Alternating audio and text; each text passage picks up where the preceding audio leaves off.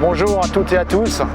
Merci pour cette semaine sécurité qui vient de s'achever.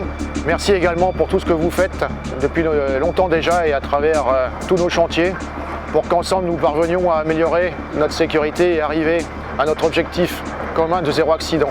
Vous le savez, c'est vrai, ces derniers temps, nos résultats partout en France se sont dégradés et j'espère que cette semaine sécurité consacrée au savoir dire stop, j'en suis même convaincu, va nous permettre de nous remobiliser, de regalvaniser notre énergie et de repartir sur des bonnes bases, tous ensemble, pour qu'enfin nous progressions d'un grand pas et parvenions à rendre tous nos chantiers sûrs. Nous sortons de cette semaine sécurité plus fort que nous y sommes rentrés. On a travaillé énormément dans l'entreprise pour structurer du départ de la réflexion jusqu'à l'exécution. On a créé nos DRTO qui regroupent le matériel, les achats, les bureaux d'études, les services méthodes, les services prévention, qualité.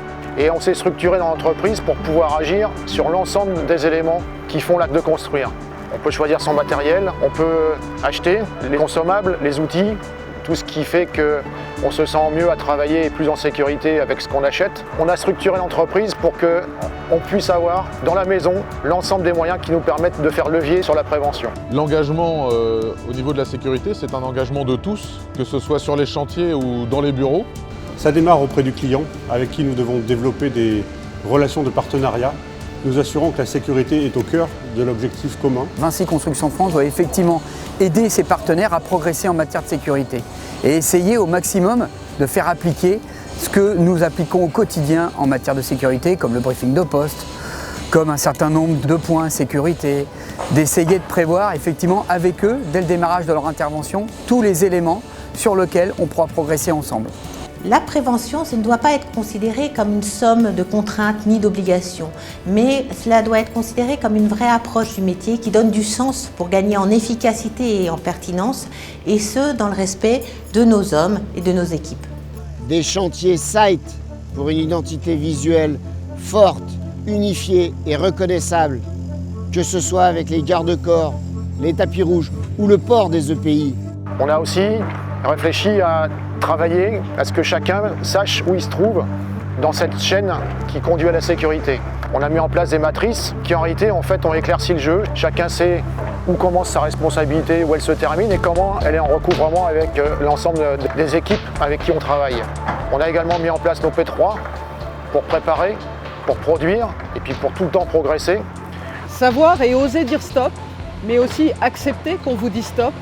Ce sont les comportements au cœur de notre démarche de prévention, mais aussi les comportements au cœur de notre démarche de transformation de notre culture managériale. Donc on a finalement aujourd'hui dans l'entreprise l'ensemble des éléments et la règle du jeu, la recette dans laquelle il faut qu'on travaille pour pouvoir produire en sécurité. Ce qui nous manque, et c'est ce qu'on a travaillé cette semaine en particulier, c'est que chacun a son poste, chacun a son rôle, à n'importe quel moment.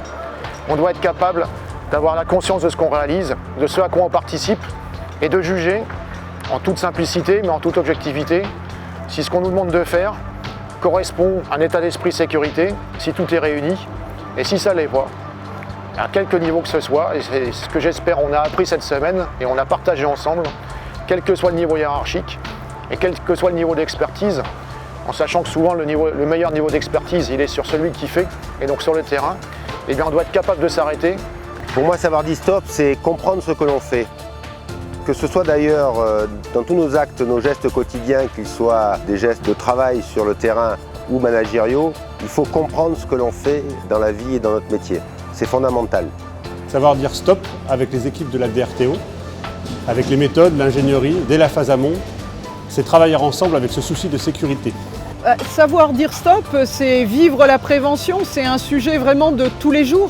Savoir dire stop, pour moi, c'est dire stop à un chantier qui ne respecte pas les normes site. Parce que si on ne dit pas stop, on peut se mettre en danger, on peut mettre d'autres en danger. Et lorsque malheureusement les choses sont franchies, eh bien ça peut être une catastrophe sur laquelle on ne revient pas. Donc voilà, ce savoir dire stop était en quelque sorte la clé de voûte de tout ce qu'on a mis en place ces dernières années pour arriver à zéro accident sur nos chantiers. Et j'espère, j'en suis sûr, on va savoir le mettre en œuvre avec toute la finesse et toute l'intelligence de jeu qu'il faut avoir à travers une telle démarche.